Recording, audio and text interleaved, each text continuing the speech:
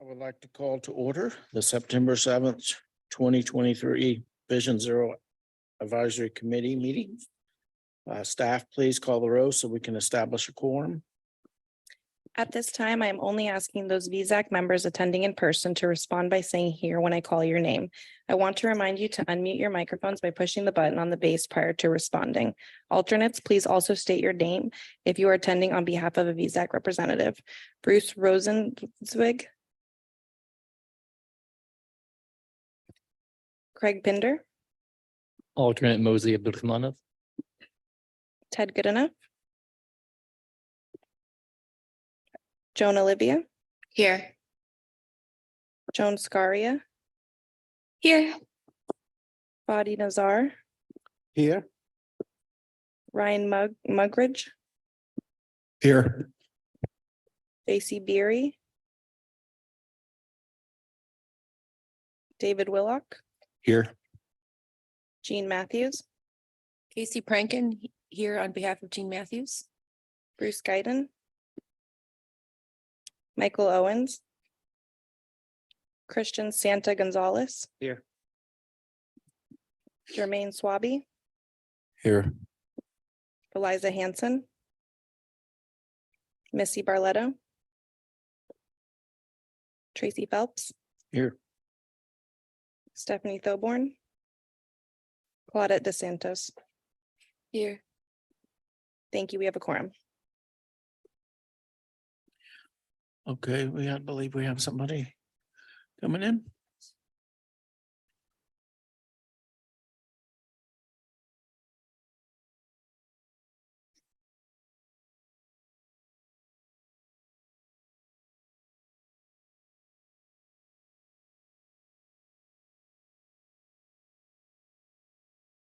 Okay, let's move on to modifications to the agenda.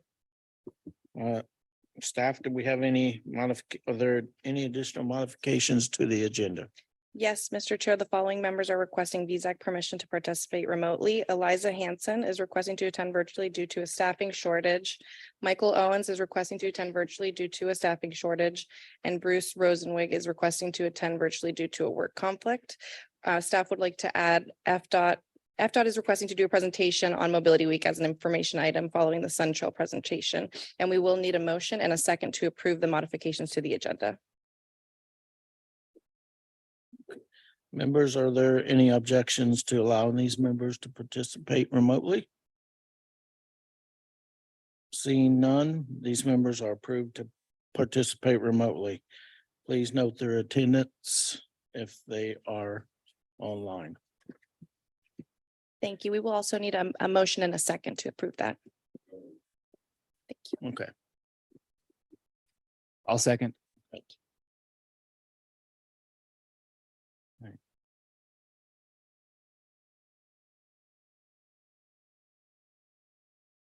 Okay, the item 1C, motion to approve the minutes. Are there any changes to the minutes from July 6th, 2023?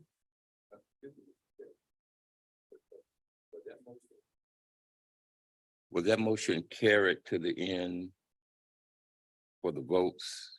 I know a motion was made and there was a second, but was it carried to the end to the votes? What was the motion for again? For the modification to the agenda. Okay, And that was a motion and a second, but there was no vote, I don't think. so a motion to approve the modifications to the agenda. Everybody By Bruce, and then a second by Christian, and then all approve. all approve? Aye. Okay, Thank you. all right, now to 1C. Are there any changes to the minutes?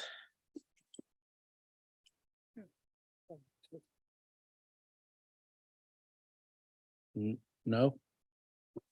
No, unless the committee has any comments or questions. Okay, we're not gonna have a motion to adopt the minutes as presented. Motion to approve the minutes as presented. Second. Okay, second. Who was second? Oh, Okay, Chris G. okay. Any discussion? No? All in favor, please say aye. Aye. Opposed, say nay. Okay, motion passed. Okay, move on to 1D. Instructions on how to provide instructions on how to provide public comments, including agenda staff. And have any general comments been received? No, Mr. Chair. All right, we'll move on. To 1E. At this time, I want to invite any VSAC member comments on the items not already on the agenda. For members participating remotely, please utilize the raise hand feature in the Zoom platform. And then remember to unmute your microphone once you are recognized. Do we have any comments from the members on anything?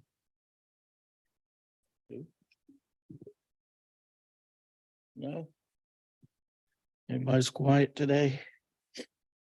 After 2 months? All right, then we'll move on to the next item, which is the VSAC liaisons report.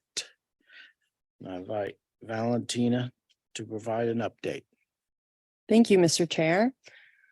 Good to see everyone. So first, I would like to introduce our two new VSAC members, Lieutenant McRidge and Sergeant Yoder. Thank you so much for coming. If you'd like to introduce yourself to the committee. Hey, good morning. My name is Ryan Mugridge. I'm a lieutenant with the Palm Beach County Sheriff's Office in charge of the traffic unit. So we have I do all the grants, traffic, motorcycles, aggressive driving, commercial vehicle. More so rely on him. He's my right-hand man to do all the heavy lifting. So Sergeant Yoder.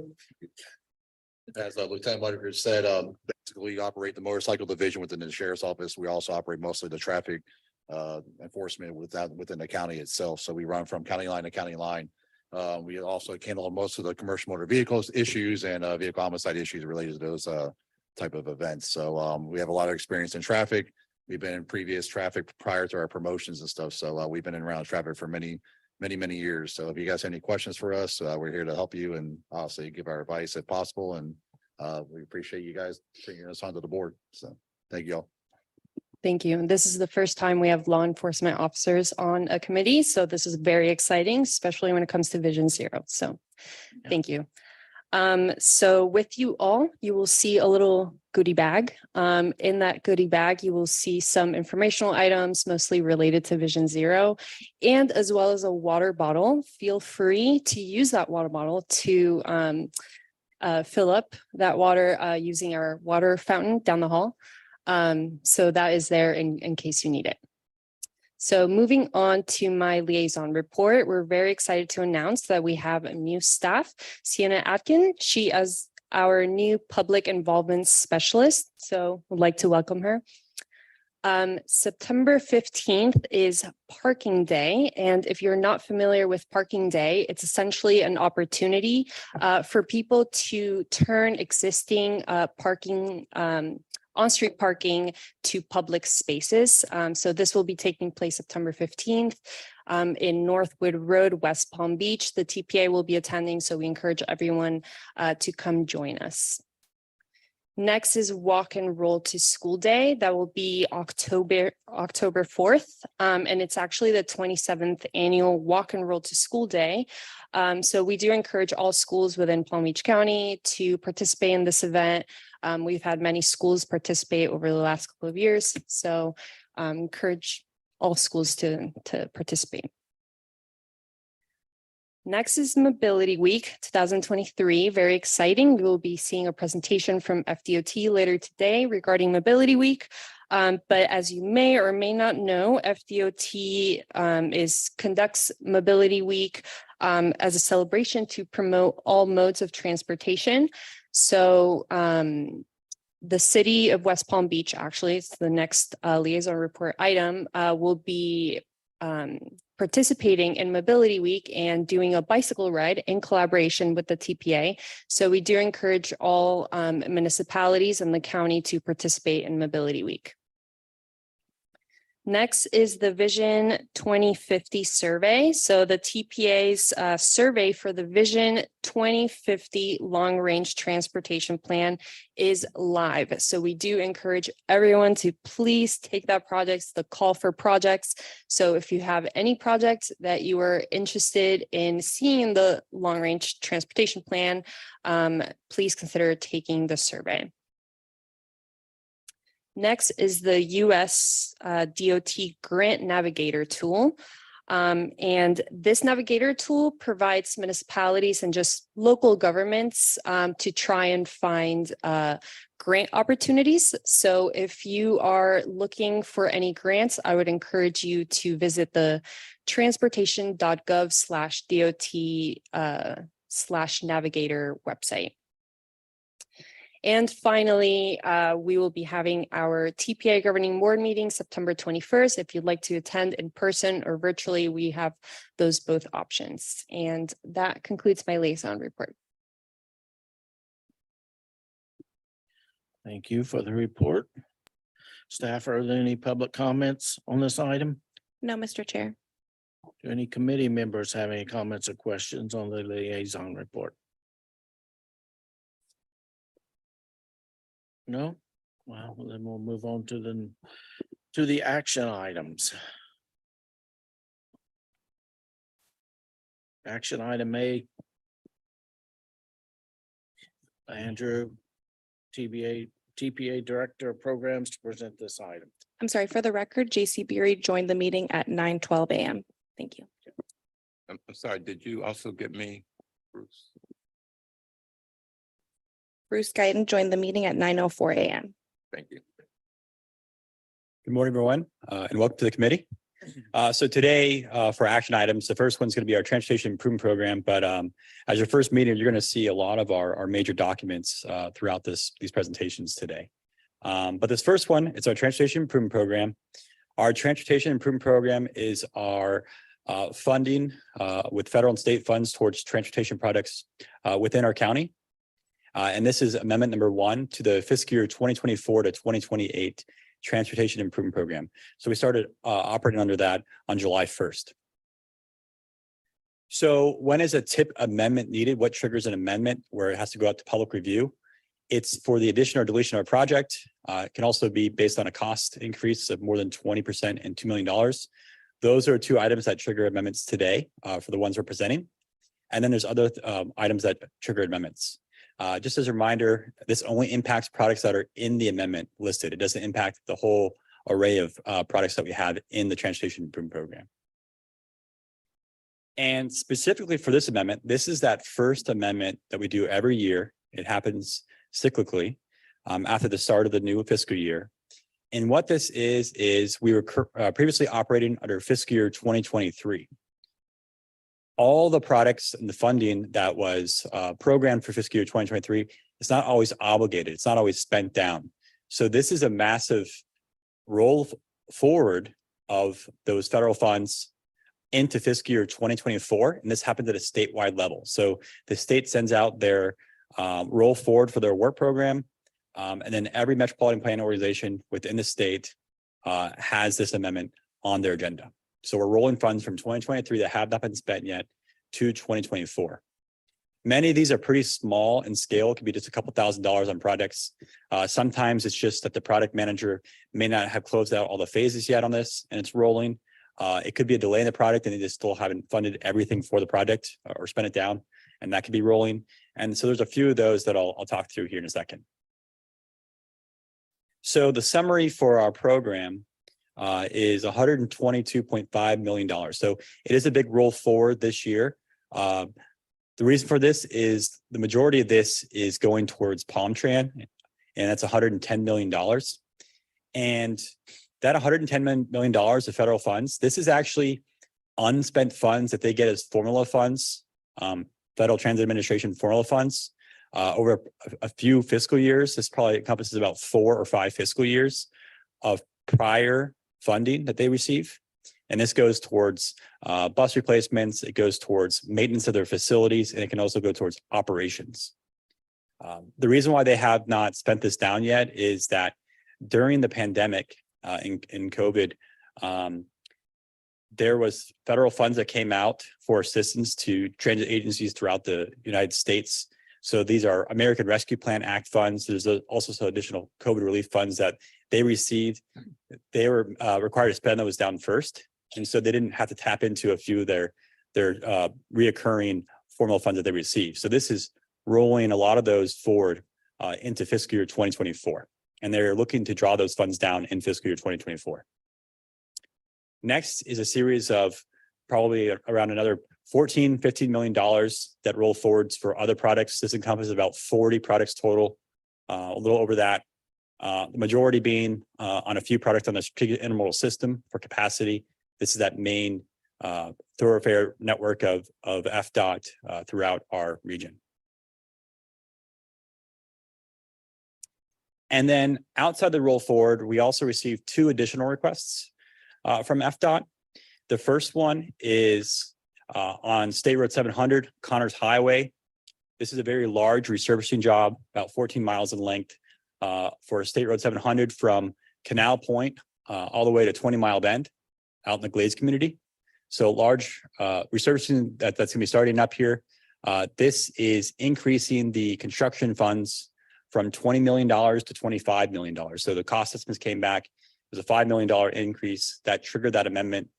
And we're looking to do this for fiscal year 2024.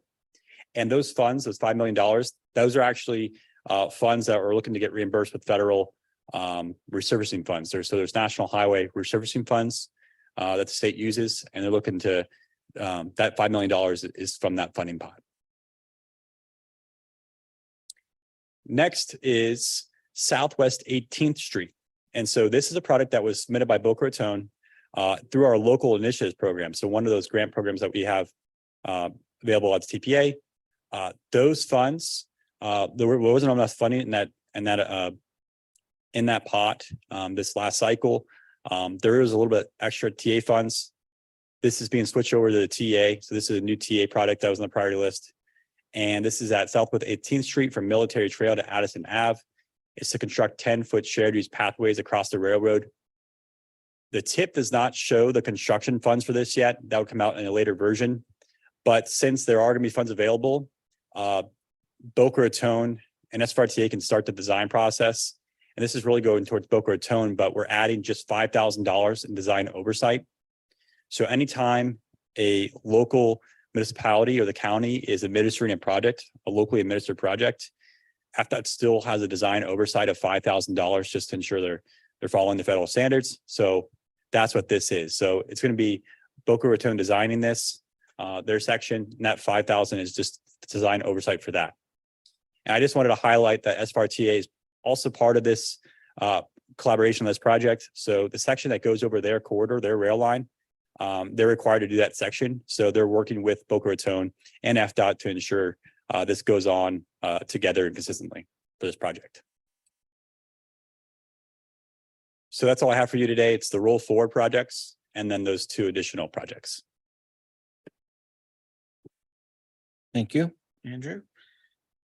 Are there any public comments for this item? No, Mr. Chair. All right. Do we have any committee members have any comments? David. I just had a question about Connor Highway. It's a really deeply rutted roadway. Did they increase the scope at all? Maybe to go down to the sub base or something? It's a good question. I can follow up. Right. A lot of the areas out in the Glades communities require a lot of resurfacing because of the sub base. Yeah, not the having rutting out structure. there. Yeah, because of the heavy vehicles. All right. That's a good point, though. I'll look into that. Okay, thank you. Thank you, Fadi. Yeah, could you please show the slide with the cost distribution? The one that shows transit, yeah, this one. Yep. Now, again, we all support transit and we understand the benefit of transit, but I think TPA is about multimodal. And I know there is a lot of way to support multimodal, including sidewalk, reducing speed with speed humps and stuff, adding flashers, crossing, so forth. All of these cost a lot of money. I know, for example, speed hump cost doubled. The flashers, the cost is now extremely high and all of these. Why isn't there a balanced kind of use of the money available for multimodal instead of just being for transit? Sure. And you don't see the breakdown of where the specific funding source of this is coming from, but this is the money that goes directly to Palm Tran for operations and maintenance. So this is their section 5307 funds, FTA. So this is going to be money that goes directly to Palm Tran. It's also their 5339 funds, but the majority being the 5307. And it's about probably 25 million a year that they're getting.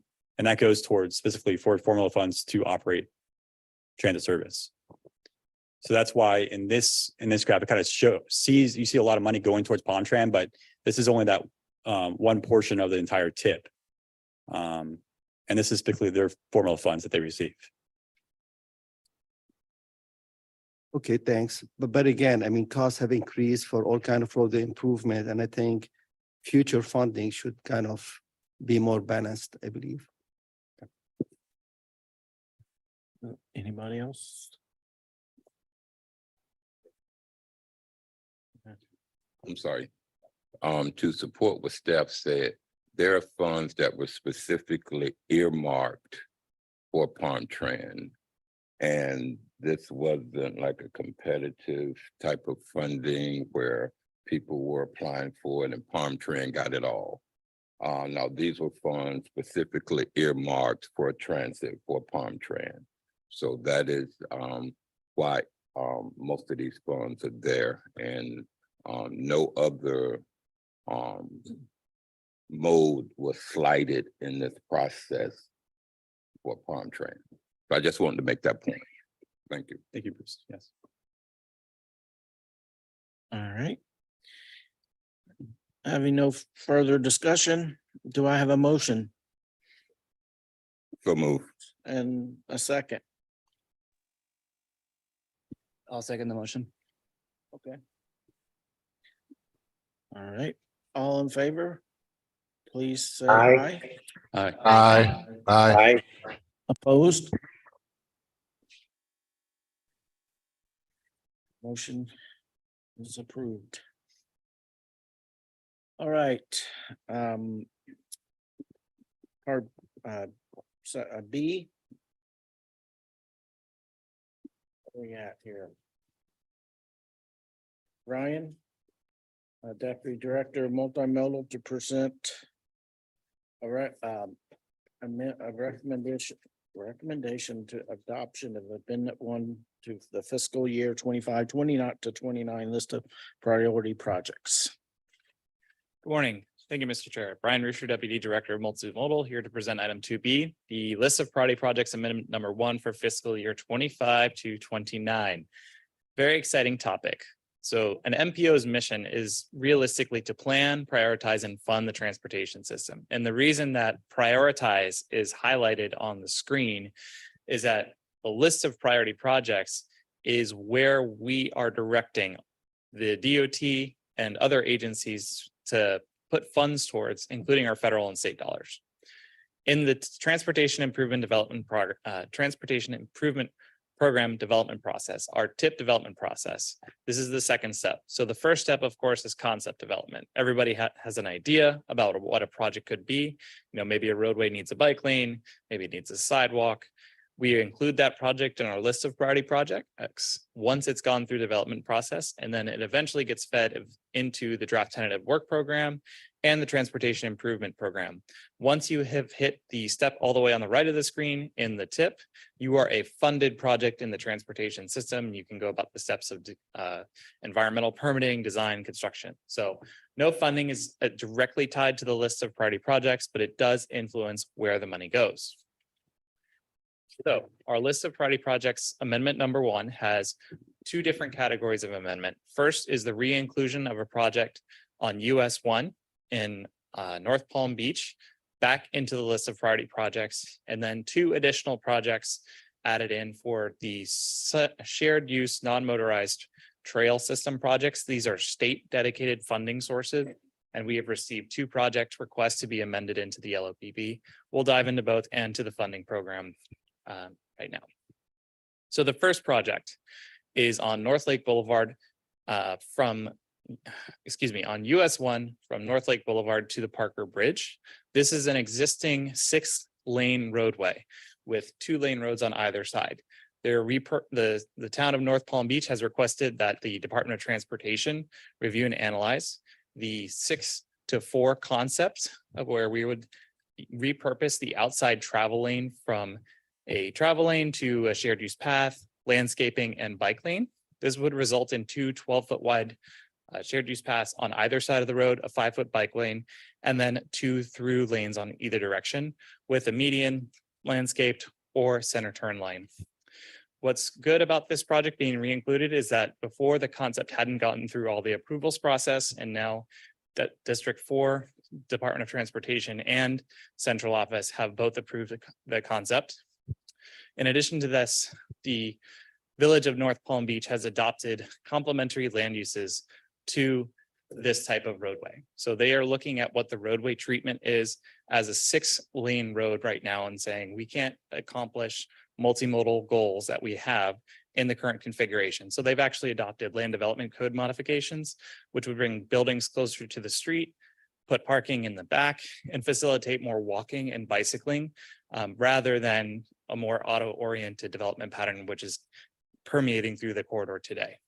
So the land uses and the transportation uses are complementary to one another on this particular project, 17-F. So the second category of projects, some of you may be familiar with, and we thankfully have an extensive detailed presentation on this later today, but I've included a map of the Sun Trail system. So the state of Florida, through the Department of Environmental Protection and the Department of Transportation, have given the entire state an entire network of regional and statewide significant trails. So you can see Lake Okeechobee, for example, is highlighted with red and green. The green on the screen is an existing trail that meets the standards of Sun Trail. It's typically just a 12-foot wide path with some considerations for pinch points and whatnot. And the red is just not existing. There might be some facilities that exist on those lines, but they don't meet the statewide significance test, more or less. So they're shown as non-existing. This system that you see on the map is Palm Beach County's Sun Trail Network. For projects to receive Sun Trail funding, they need to be located on this network. That's the first thing. The second element and the reason that we're here today is that these projects also need to be prioritized by the Metropolitan Planning Organization. So that's why we have these 2 projects coming before you today. What's exciting about this program is that there is a recurring fund, which is split up between a few different statewide significant trails. So the Coast to Coast Trail in Central Florida, St. John's River to Sea Loop in Northeast and East Central Florida. And then the third distribution of funds goes towards individual trail projects, such as those in Boca Raton and Jupiter. So diving into the Jupiter project, this is a project which looks at how we can connect the existing US 1 bridge construction project to Indiantown Road. So many of you are aware, US 1 has a major bridge closure at the moment up in North County. What the town of Jupiter is proposing to do is have a feasibility study which would connect the bridge to the plethora of trails and parks at Burt Reynolds Park, Pyatt Place, and Harborside. So there's a number of different changes in elevation that they need to figure out where the switchbacks can go to connect the trail system that meets Sun Trail system in design plans, while kind of addressing the complexities of the area and ensuring that it is complementary to the work that they've completed in the past through dedications and development. The second Sun Trail project is located over the Boca Raton Inlet. And for those of you who are aware with that bridge, it is pretty narrow for any type of non-motorized user. So pedestrians is a very narrow sidewalk.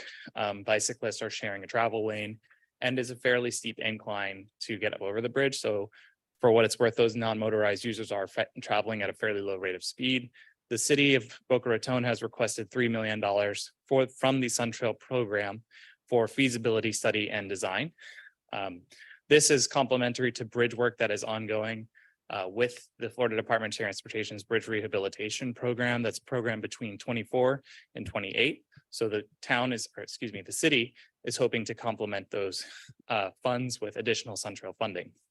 What's nice about these SunTrail projects is that ultimately these funds are not our state or federal funds that the MPO has direct prioritization authority over. So these are projects which are more discretionary at FDOT's disposal. This means that they're not competing for other MPO funds for projects that are higher on our list of priority projects. SunTrail projects are listed separately in the list of priority projects, so they won't compete with other projects that member jurisdictions have applied through to our regular programs such as LI, TA, and state road modifications. So with that, I'd like to accept a motion to adopt amendment number 1 to the list of priority projects. Any questions? No, Mr. Chair. All right, thank you. Quick question, does this include the extension for State Road 7? The list of priority projects still includes the extension of State Road 7, yes. Okay, all right, well, That you is- know, given our previous stance and the stance of West Palm Beach, I can't be in support of it. Understood. All right, do we have any other member comments? David? So regarding the North Palm Beach project, that was a US 1 multimodal corridor recommendation, right? Correct. So it says re-include that project. So Yes. it was initially included and then removed and then re-included. It was deprioritized since it did not receive all the approvals for funding and the town needed to submit additional information regarding their support for the project. We now have that. We also have the DOT approval through FDOT's central office and District 4. So we're re-including this into the list of priority projects. Okay, so it wasn't at the recommendation of any of the municipalities that No, it was unincluded in the They first were not, place. frankly, it's just that the project was not ready to start receiving design and construction funds. And for that, you know, we essentially had to take this off the list. And now that it's back and ready to go, we can add that back into the project under 17F with the other US 1 multimodal corridor projects. Okay, that makes sense. I was just asking because like West Palm had some recommendations for this that they took off the board, and I thought some of the other municipalities did too. So I was just curious if they had asked for this to be removed. Initially, yes, because they were not ready for the Yeah, okay. funding, but now That's a they- better reason than, Yeah. just not wanting it anymore. Right, and you know, the US 1 projects really come at the behest of the communities that are within them. So we have a number of projects coming up. Boca Raton is notable with they have a similar 6-4 repurposing concept north of Palmetto Park Road. And then other projects will also come along as well in on the US 1 corridor study as the implementation becomes ripe. more or less. I remember Boynton was going to do one too, and I think that was removed. Mhm. All right, thank you. All right, Fadi? It's about the same project, the US 1. The cross sections seem to show bike lanes and multi-use pathway on both sides. Is that the concept approved? Yes. There's one section where it's more like a 5-lane with a center turn lane, but for the most part, it's a 6-4 lane repurposing with bike lanes and shared use paths on either side. And it really is for that reason, it's complementary to the land uses. They've proposed a substantial increase in density and intensity on either side of the roadway, which more or less justifies the need for a wider shared use path on both sides and the bike lane. And what is the width of the multi-use pathway? The approved concept has 12 foot on the typical section. Okay, is it gonna be divided between? I mean, I know it seems to be 2 signs under it. There is landscaping between the shared use path and there is landscaping above, it's not a buffer bike lane, it's a conventional 5-foot bike lane between the shared use paths and the travel lanes. So there's a fairly generous amount of clear area and space between the motorist and the shared use path. I mean, just hypothetical questions. I mean, if there is a golf cart or maybe electric scooter, where they're supposed, are they allowed to be on multi-use path, or that depend on local ordinance? That's largely regulated by local ordinance. West Palm has an example of prohibition for electric bicycles on sidewalks. I don't believe the village of North Palm Beach has that specifically. This type of improvement does lend itself for testing of that type of facility, but that would require local approval and then make insurance with consistency with state laws. So we have had communities which have, substantial golf cart regulations which have been passed. Village of North Palm Beach, I don't think has reached that level of need quite yet.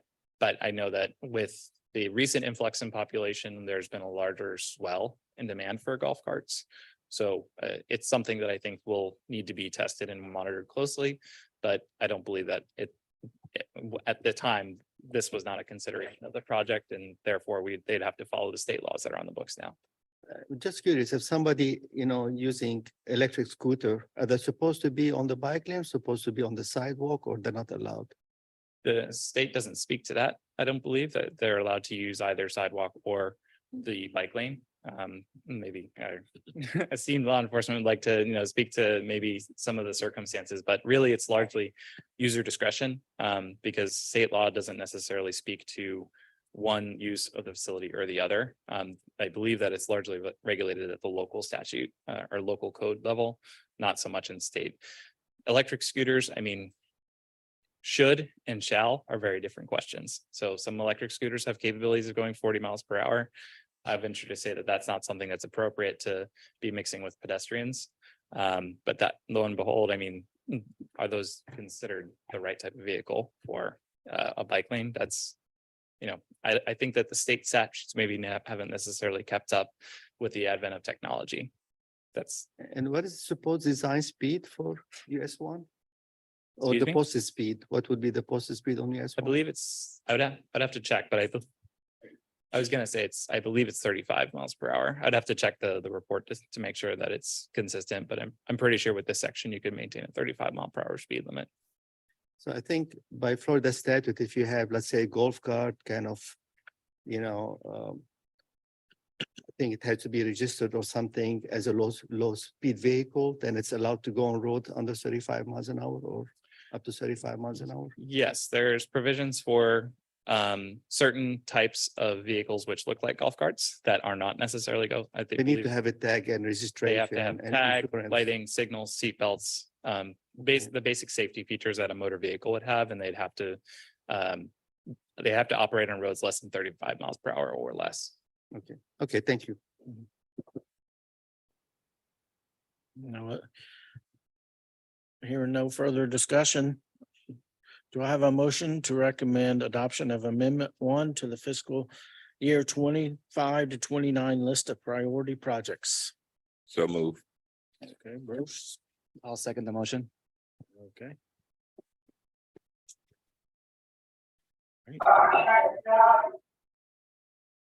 The motion is approved unless that was somebody online wanting to say something. I think it was Bruce. Oh, okay. Is there someone online that would like to speak up? Might have been background noise. Oh, okay. It just made it light up on the screen. Okay.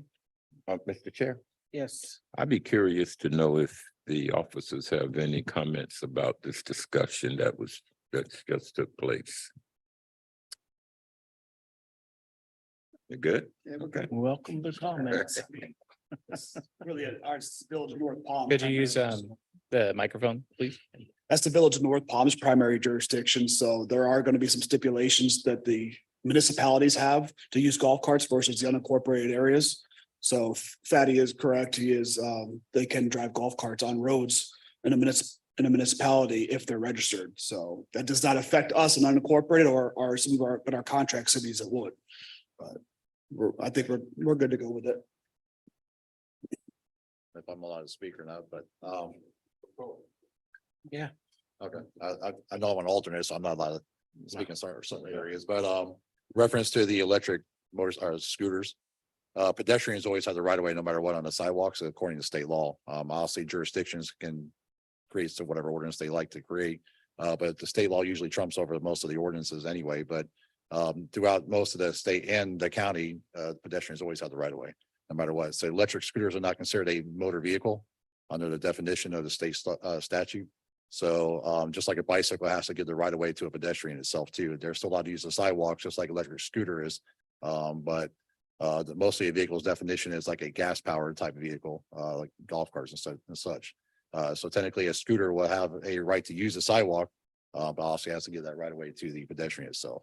And they have to obviously still follow the same laws as a pedestrian or bicyclist on the roadway itself. So if they're on one of the bicycle lanes, that are designated as a bicycle lane on the roadway itself, they still have to use the same type of laws in the same direction as the vehicle would be going and a pedestrian and bicycle would be going. So hopefully that answers your question.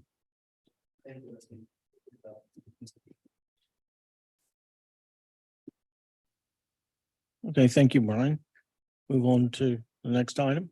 Thank you, Mr. Chair. I believe just for clarity, could we get a voice vote? I believe the motion and there was a motion and a second, but the voice vote is necessary for the LOPP amendment. Thank you. All right, all in favor? Aye. Please say aye. Aye. Opposed? Right, well, we have it on that. Okay. All right, now we can move on to the next item, which is an informational item.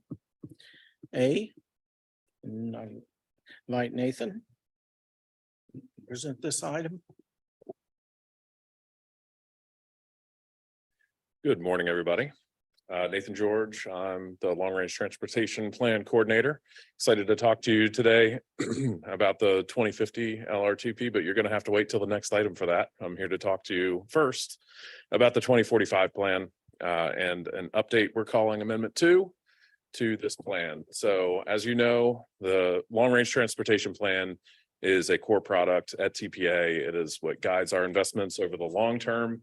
The information from that long-term plan feeds into our short-term plan, our TIP. And so we need to keep our plans consistent. So we're here to highlight for you what edits we're making for that consistency. So the last time our plan was updated was January 7th of 2022. So it's been a few years. It's time for us to get these plans cleaned up, call it an accounting update. Amendment 2 is necessary so we can capture our new revenue sources. So any additional funding that TPA is receiving or any of our regional partners are receiving that shows up in this plan is being captured. So that's our carbon reduction funds or CARU. It also includes incorporation of any discretionary funding that we've received. Our region has benefited from several discretionary grant awards, so we're incorporating those as well. This also ensures that we're consistent with our TIP. So as we've taken these TIP amendments and adopted those over the last, there have been a number of TIP amendments since this last administrative modification or amendment. So it incorporates all of those changes as well, make sure we're consistent with the TIP. And then FDOT has their statewide strategic intermodal system plan that includes funding as well. So a lot of the updates incorporate funding changes in that plan as well. All right, so a plan update, just to highlight for you, there are two different types of changes that we can make as an agency. So I'm going to highlight for you what those two differences are. We're calling this an amendment, and that is a higher threshold. It requires public review and the opportunity to provide comment on the changes in the plan when we trigger amendments. So ideally, we try and limit the amount of amendments to this plan. So those are projects that have significant changes in scope. We may have added a phase. We might have added some significant infrastructure that costs a lot of money. It could also include advancing a project schedule. Maybe somebody was very efficient and got their project ready to go to construction earlier than we anticipated in the plan. So if we advance construction, that would be a change. And then also any projects that have significant cost increases. And this is a high threshold, so it's usually really large projects, an increase of 50% and $50 million. So a project that's $3-4 million, not going to trigger an amendment because it probably only changed a small percentage. Anything that's increased 50 million plus that 50% triggers an amendment. Anything below those thresholds, so projects that are generally consistent with their scope or the schedule's not been accelerated and we haven't triggered those cost thresholds, those trigger an administrative modification. That's more at the discretion of TPA to make those changes just to make sure we're consistent with our TIP and any other planning documents. So we can make those more at our discretion. We don't require that public review and comment period, which we have as a 45-day comment period. So we can make those changes more at our own discretion without going through that additional review process. So just to highlight for you one example, the full table is in your backup.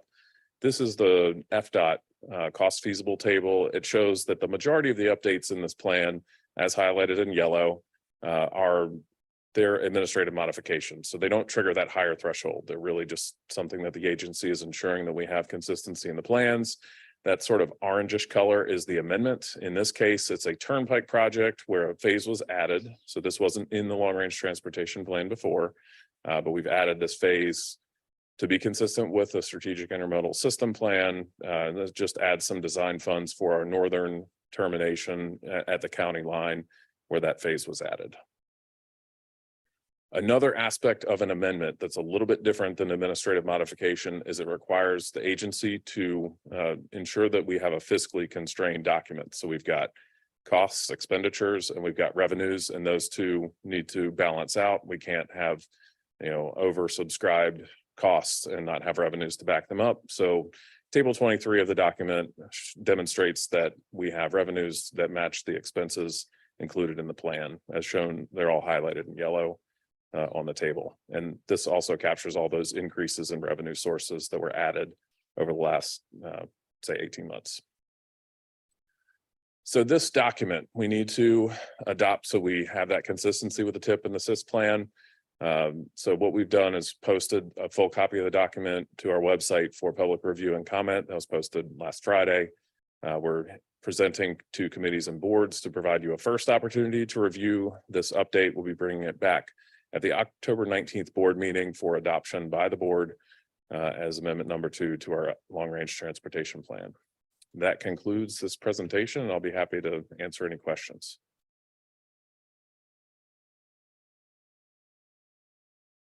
No, Mr. Chair. Okay.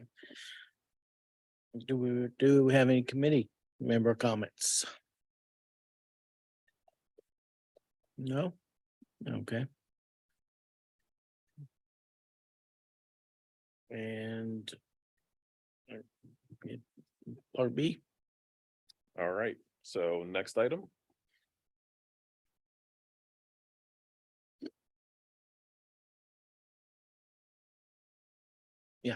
Go ahead.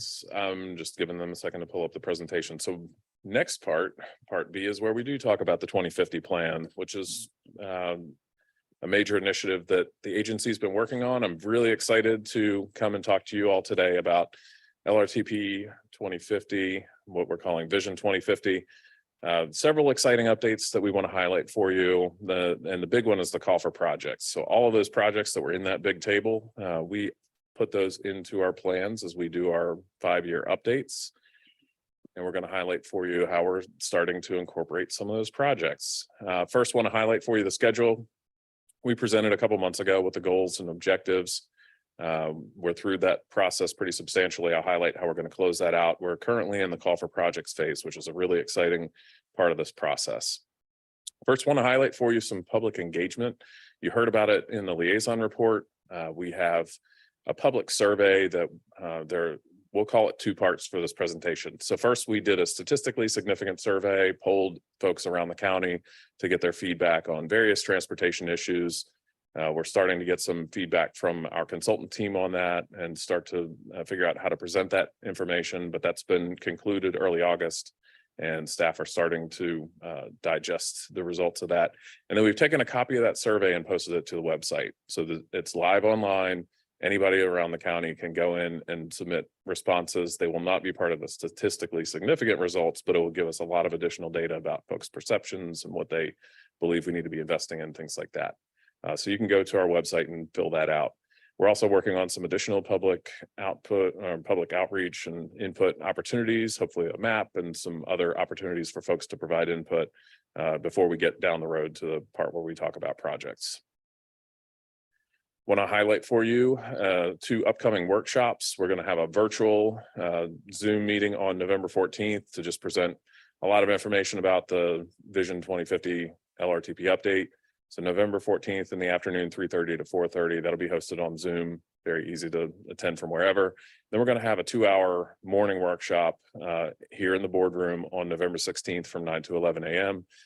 This is where we'll bring back the goals and objectives, have one last chance to provide input on that, and give a lot of general updates. We'll start to have some closure of the call for projects and some other information so we can hopefully present a lot of really interesting information about this update before we get into the weeds of how we program projects. The call for projects is the really exciting part of this update. So we've posted, as well as that survey, our call for projects. So this is the opportunity for our municipalities and agencies to submit projects they'd like to see in the next plan. This is an opportunity for you to tell us what you're working on, tell us what we should be including in the funding plan. So this is the opportunity to really share those ideas. I've tried to outline this call for projects as broadly as possible, submit everything. Don't overburden yourself, but certainly want folks to submit as many projects as we can get in, and then we can help with screening and figuring out how to get projects funded. It's a web-based survey, so it is survey 123 Esri format, same format we're using for all of our public outreach. So it's pretty easy to fill out online. It has a mapping feature that you can draw and show us where your projects are. So should be very easy to complete. We're asking for all projects to be submitted by November 3rd. So it gives about 2 months for folks to submit their projects. And I outlined a pretty simple 4-step process. Review the application, see what we're asking for, assemble your project details so you can complete. Should be very streamlined process to get everything in. If you have questions, contact me. I'll pop that information up here in a second. And then once you have everything together, submit your projects. And you can submit as many projects as you have, as long as you're one of those agencies or municipalities that's eligible to receive federal funds. So here's details and contact. If you go to the TPA webpage to LRTP, we have a link that'll point you there, or you can search call for projects. That'll take you to the call for projects page where there's more information and the link to submit your projects. We've also posted a Calendly. So if you have questions, you want to get 30 minutes of my time to talk about any questions you have, please use that. It allows you to schedule a meeting with me without even having to contact me. Just say, I want to meet, find a time that works for you and submit that. You can also call or email me. That's fine as well. But certainly if you just want to snag a couple minutes of time to talk, that's an easy way that you can do it without having to do anything more than click a few buttons. So that concludes my remarks. If you have any questions, I'll be happy to answer as well. Thank you, Nathan. Do we have any public comments? No. Okay, do we have any committee member comments? Yes, I have one question. Okay, Bruce. Mr. Chair. Sorry, what was your name? Nathan. Nathan, sorry about that, Nathan. And we've had discussions too. You made a comment regarding your TPA is working on public outreach measures. And I'd like to know what type of public outreach you're doing. And the reason I'm asking that, it never fails, and I've been in government a long time. One of the biggest complaints from just the regular public is I didn't know that these workshops or procedures were going on to add any comments.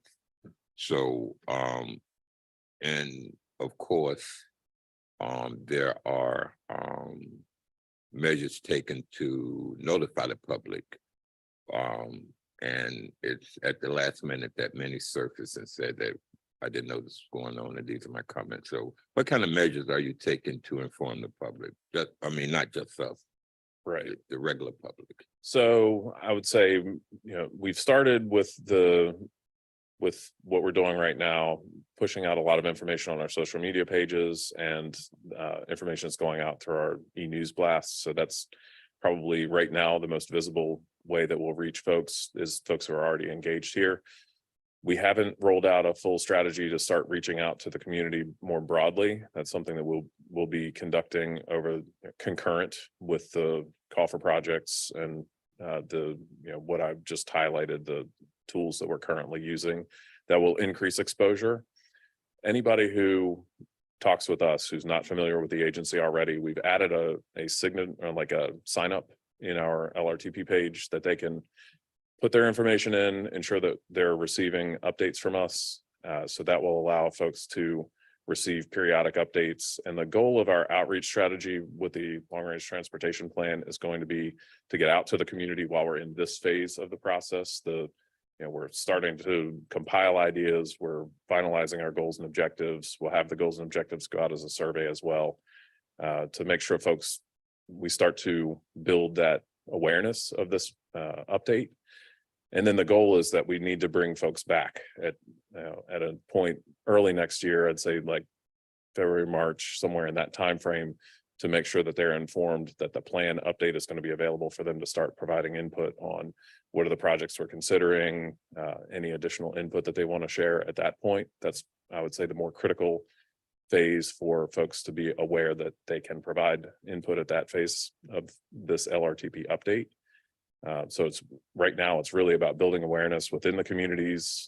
We certainly won't reach everybody, but we can build a good group of folks who are aware and make sure that they know that they can provide input and hopefully share with other folks who would have interest to provide input when we get to the documentation phase of this project. And let me just say that all of that responsibility is not and should not be on the shoulders of TPA. We have a responsibility to speak to our constituents and advise them that this process is going on.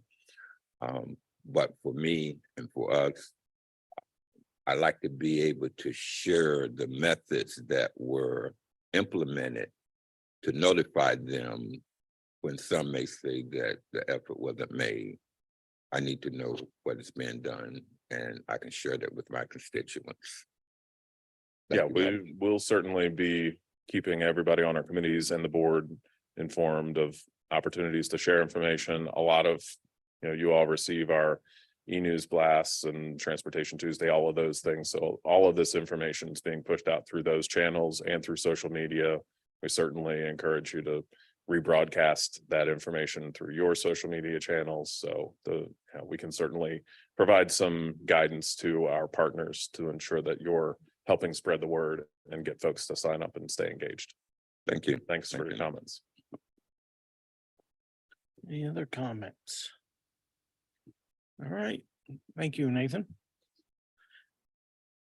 I'm gonna move on to item 3C. The Sunrail or the Sun Trail program.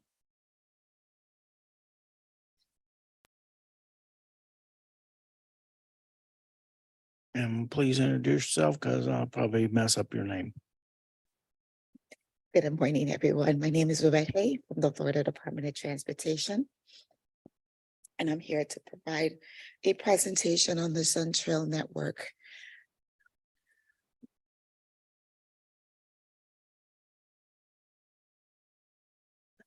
What I am today.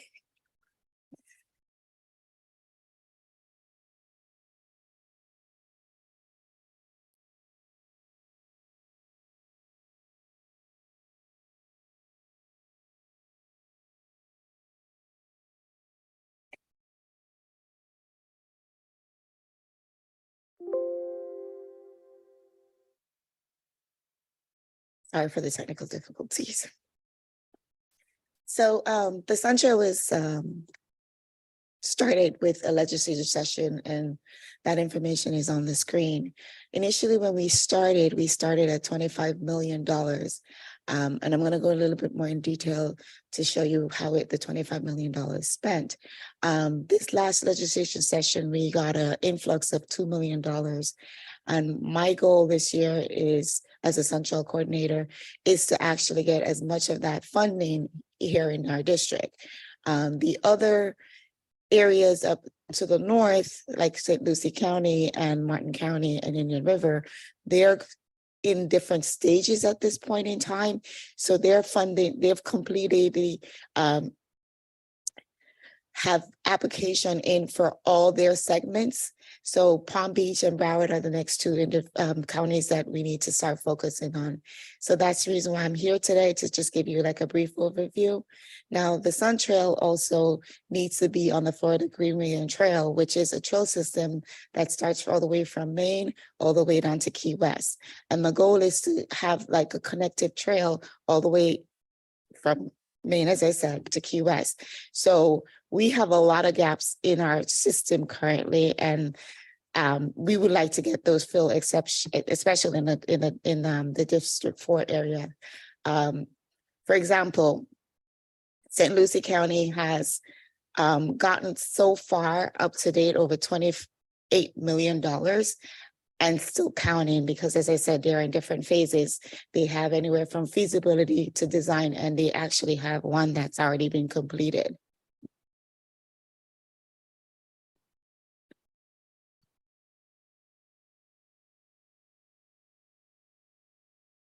So the monies are split in 3 different ways.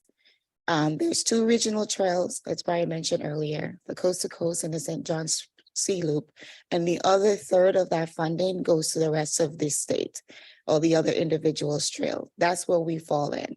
So remember, a third, and then a third. So for us to get so much money so far, it's because we're getting good application and we're submitting in, and we're very aggressive when we're asking for these funding. So we're asking for funding for these trails. Now, the most important things that you need to see on this slide is that it needs to identify the purpose, the location, and the goal of the project. It needs to be on the MPO priority list. It needs to be consistent with the vision and goal and policies of your organization, and it needs to be consistent with a transparent public involvement process. So the biggest thing that we have that would, not make a project go through is the public involvement part of it. Whereas if the public is not aware of the project or they're not on board with the project, a lot of times they would have offense to the project in a lot of cases. So our goal is to get as much information out to the publics and to make sure that they know about the project and know the importance of the project. So I know there's a lot of information on here, but all you need to remember is that the Sun Trail, the network, it needs to be on the central network, which is I mentioned earlier. It needs to be on the MPO priority list, which you just approved just recently for Boca and for Jupiter to get requests for funding. And it also needs to be on some plan, either the transportation improvement plan or whatever plan within the city. So as long as it's showing on there, they can put in an application. Now, not because it's not on there, that doesn't mean that there is not an option for you to include it. We just need to make sure that it's on there. And this is kind of the reason why we're having this discussion, to give you an opportunity to, if you need to amend something, to go ahead and do so, and to include it in a plan.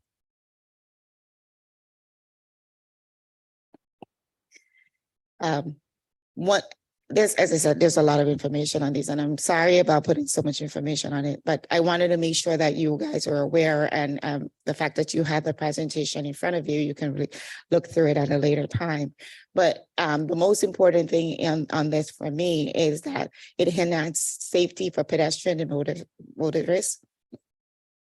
The project is recognized as regional, state, and national importance. That it also have public involvement, as I mentioned earlier, and the project has significant impact to the quality of life and the economy within that community.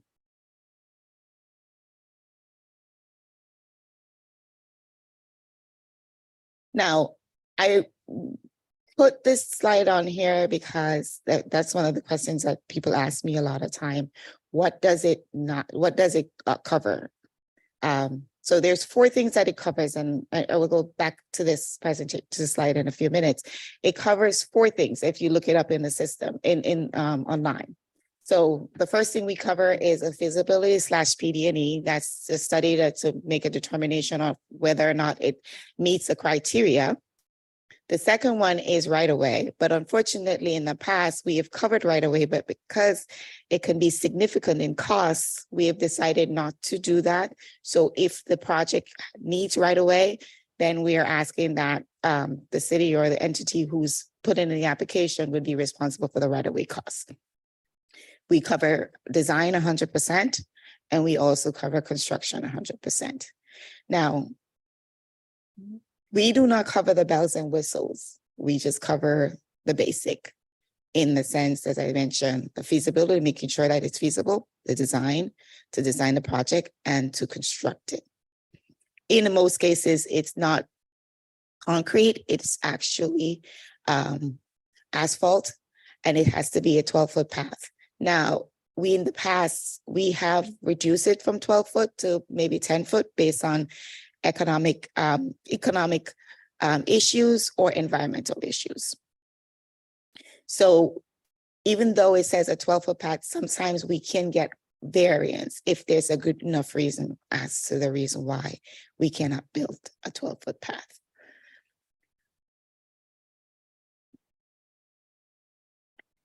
I know Ryan just showed this map, but I had it in my presentation prior. But as you can see that this is a map of Palm Beach, and I would like to see a lot of that red go away, just because, you know, take pride in our district as much as possible. So if you guys are interested, my contact information is going to be at the end of the presentation, and I know you have it, but you can also go to this website to get like additional guidance as to the central requirement. And then once you make a determination that you're going to be putting in an application, it needs to be submitted through the GAP system. And that's just a little bit of information as to the way you can go about doing that submission. Now, even though you can go to the website and find additional information, I'm here as a resource. And if you need help, I'm also here as a resource. So just take that into consideration. This is just a snapshot of the application process, and it just gives you a little bit more detail of how you would go about submitting your application. It goes to different segments, and just as I said, this is an example. But one of the most important thing is that once you're putting an application, we would like you to put a map of the area and the limits. That's quite important. And I put this in front of the other one, which gives you a little bit more detail. But I also want you to, when you're doing the application, to think about how you put in an application. We need you to provide the name of the project. And when we're asking you to name it, you should put the district, the county, and also the name. So you put District 4. If you're in Boca, put Boca Raton, and then the name that you decide it's going to be. And this is some additional information. And that concludes my presentation. If you have any questions, I am available to answer, and my contact information is right there. Thank you. Do we have any public comments? No, Mr. Chair. Do any committee members have any comments? David? I'm so curious about that chunk on Southern that starts nowhere and ends nowhere. I know it's been in existence since I even started on this committee, but at this point, it's an opportunity. We have a whole bunch of land use amendments going on out west on Southern. It would maybe be a great opportunity to, get something started from that point and join up with the existing end of that trail. I think it goes into the Loxahatchee Preserve too. Do you know if that $50 million is used up every year? It is. It is? It is.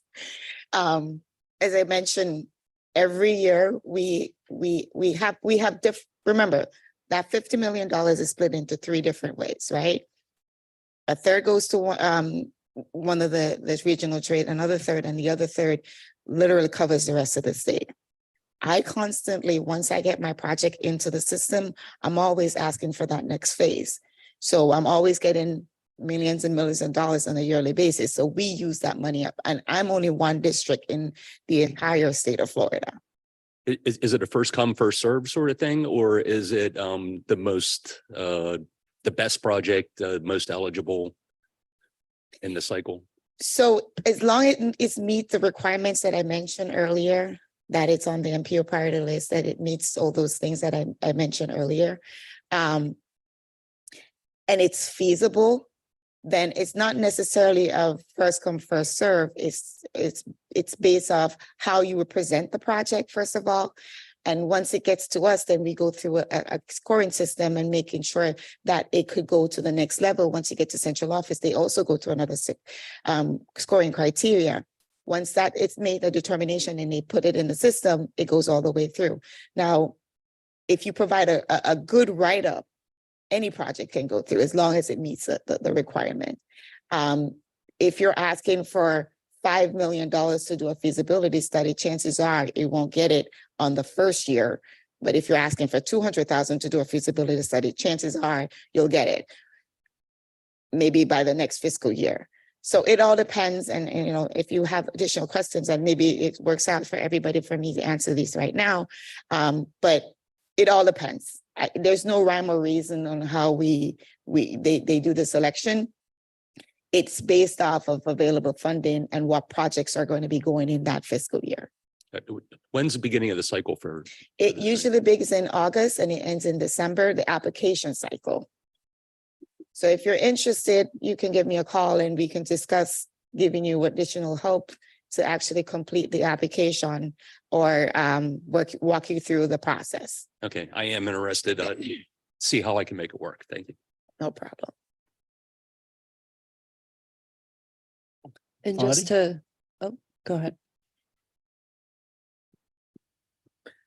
Yeah, just to understand, I think you showed a map, so the application has to be part of this network that you already identified, and is there a way to add to it, or it's already predetermined? There is a way to add to it, but remember, this is a trail system that we wanted to be interconnected. So if the trail is going somewhere outside of that, that's not connected and going in I mean, that loop, connected to the system, but not within the system. so we do not maintain the map at DOT. The Florida, I'm sorry, the environmental protection is the one that it maintains that map. So if you would like to have an area that you would like to be included, you can send them a request. And then once that request has been approved, it will be added to the map system. Thank you. Thank Joanne, you. did you have a question, Joanne, or? Body actually asked my question, but I do have a question. Could you put us in contact with someone to be in touch with at environmental protection? Sure, I'll get the contact information. And Wonderful, thank you. send to the TPA so it can dispense. Okay, no other questions? Thank you. Just to Mr. Chair, just to reiterate, what Webet was saying, applications do open in October and it closes in December, but the TPA, this does need to be part of the TPA's list of priority projects. So please let us know as soon as possible so that we can do that amendment. So thank you. Thank you. All right, on to administrative items. We have one more presentation. Oh, you do? Yeah.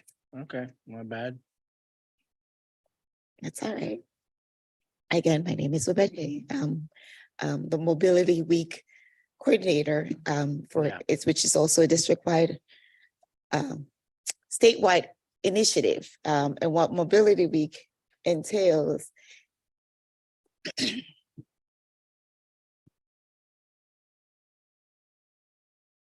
doesn't seem to want to move. Okay. So Mobility Week is an opportunity for FDOT and partner agencies to promote safe, sustainable multimodal transportation choices, where we do different events and programs within that week. Why is that important to FDOT? It had raised the public awareness of objective of Florida Transportation Plan. So really, as I mentioned earlier, it's a statewide initiative. Last fiscal year, these are the events that we currently, we did. We participated with 18 events and 16 partners. This year, we want to get a little bit more events going and a little bit more partnership, just because the goal is to actually take people out of a single occupants vehicle and put them in another mode of transportation. Now, during COVID, we couldn't have in-person events. So what we did is we went to a virtual option where we had presentation, we had classes, and we also had something called the virtual conference room. And what it is literally like a conference room where we had different rooms that had different things within those rooms.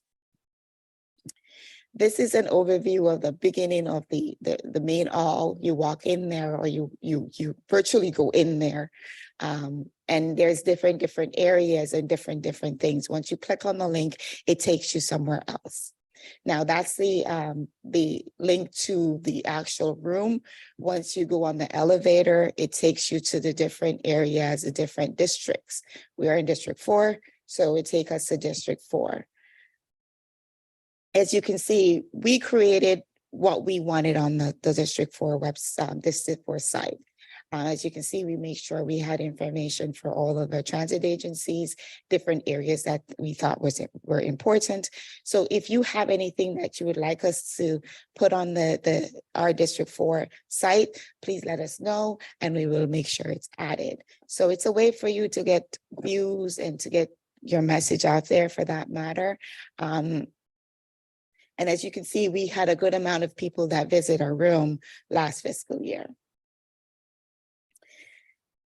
Last year we had, or the last couple of years, we had the Love to Ride challenge. This year, we're no longer going to be having a Love to Ride.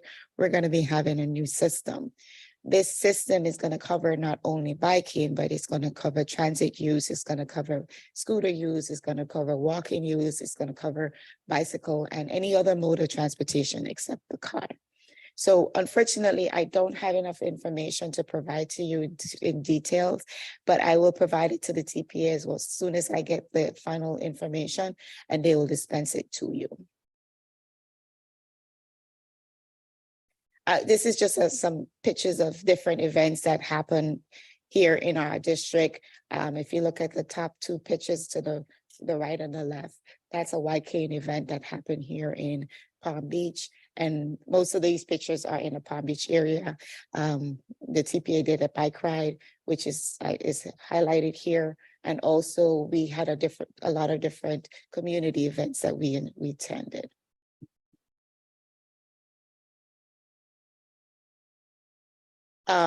This is just an overview of what we did last year. We do have giveaway items that we can provide to you if you're interested in doing an event. We're still finalizing the list, but last year we had bags, and I think we're going to get them the bags again that says Mobility Week, little grocery bags. We provided spoke slide for your bicycle. We provided armrests if you're riding at a late time at nighttime, and some other little trinkets. Mobility Week this year is October 27th through November 4th. These are just some of the events that we currently have listed. Since we've done this presentation, we had a bunch of stuff added to it. We have like bike rides that TPA will be doing. We have a try another mode of transportation day. Everybody's doing a little bit different, like all the different, like Palm Beach is doing one thing, Martin is doing something else, so it's different days. And then we also have an FDOT Mobility Education Day where we invite partners from different transportation organizations to come and provide an overview of what their organization entail, and if there's doing anything special there, to give us an overview. That concludes my presentation. If you have any questions, you can go here and find additional information. And as I said, also, I am a resource and my contact information is here. If you have any questions, I'll take them right now. Thank you. Do we have any public comments? Or No, Mr. questions? Chair. All right, do we have any staff comments or questions? Nope. Thank you. Thank you. Yes.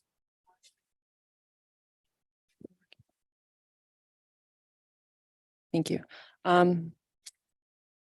So the city of West Palm Beach will be hosting a bicycle ride in October 28th during Mobility Week. So we do encourage municipalities to participate in Mobility Week. So please let WIBET know and the TPA know as well, so that we can spread the word. And yeah, thank you. Okay, I think the city of Boca is gonna try to do something too. Or at least it's been discussed. Okay. All right, that concludes those items. Next is the administration items.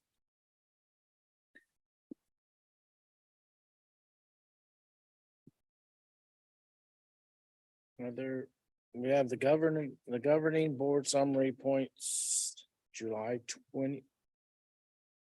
Are there any public, okay, we have the governing board summary points were July 20th, 2023, the DOT scheduling report. 2023 pedestrian and bicycle quarterly crash report, and the next meeting is October 5th. Do we, anybody have any questions?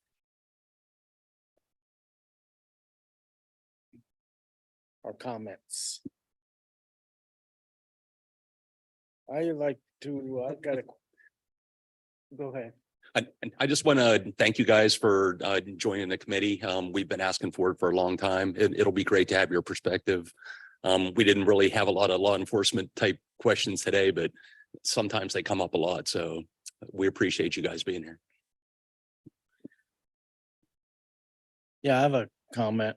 Well, on this quarterly crash report. Says there's 15 pedestrian fatalities, I think it was. One of the pages. You had the number of pedestrian for the fatalities, I think it'd be nice to have a little bit a better description of exactly maybe where it was. Like an intersection or a road that it was on, that the fatality was on, and maybe just a short couple sentence description of what happened. For every crash, No fatalities. for every Just fatality, fatality. just for, okay. Yes. We can look into that. Okay, I mean, because I look at the map and I see it looks like a bunch of them, if it was red. A bunch of them somewhere between around Boca and Delray, but you know, I don't know exactly if that's right, because I've only heard of a couple pedestrian fatalities in our city this year. So it'd be nice to kind of have just a little bit more information, so we can at least go back and look it up and maybe start looking at things, ways of improving whatever. Yeah. Looking at what caused the accident and ways of improving the road so it doesn't happen again. Okay, go ahead. Sure. And we used to give that level of detail in the crash reports, and we hadn't had as much input from the committee. So we decided to move to a more coordinated crash report system where we would provide all of the crash report numbers. As municipal or government employees, you actually have access to Signal 4 analytics, and we encourage all of you, and we can talk about maybe even a future agenda item going through some of the information on Signal 4 so you can look up the specific crash report details for your area jurisdiction. The goal of this is to draw attention to the serious injuries and fatalities. But as a metropolitan planning organization, our vision and mission, our mission is really to collaboratively plan, prioritize funding.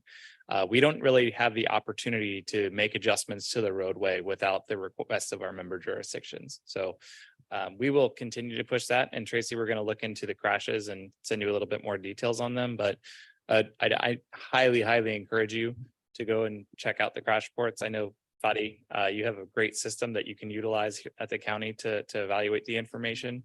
And I'm sure that our law enforcement on the committee also sees many of them and probably reviews every single one of them. So I'd encourage you all to start taking note of those as well. It was a huge influence for me as part of my career and moving towards Vision Zero and making that a priority for my work. So we'll share some information about that after this committee. Thank you. Yeah, we can at least we do Signal 4 too. We've done a lot of work with it, so we're familiar with it. We do appreciate having the number there. It does make it easier to look it up. I mean, but maybe even just a intersection or whatever, that would be a little bit helpful. Yeah, and one of the issues we've had with Signal 4 is the post-processing of the data. I'm sure Yeah. if you've been in the system, you've noticed that some of the information is inaccurate. So we try to do our best to do our own post-processing with it, but it's not always accurate to the detail that we would like. It's certainly not accurate to the point where you'd be able to do an engineering study off of Signal 4 data. You'd have to actually go in and pull every report, verify information and data. But it is, accurately representative enough to give a depiction of where we are as a county, the trends, and what we should be aiming towards, Okay. especially for reducing vulnerable road users. Now, Fadi, it looks like he has a comment, Mr. Chair. At the county, basically, we were in the process of getting the information of Signal for digitized format and basically look at every single record and fix it for the county. We had some issue recently with the privacy that now we cannot get anything within the past 2 months. We're working through kind of MOU to get that. Once this is solved, then I think our county database system for the crashes will include all the corrected record. So basically every single crash record, we go through it. We have about 4 staff going through them, making whatever correction. And we basically can generate a crash diagram based on, So hopefully, once we fix this issue with getting the data as soon as available, then our system will be up to date. Yeah. All right. Anybody else with any comments? All right. So like I said, our next meeting is October 5th. At this time, if nobody has any other comments, this meeting is adjourned.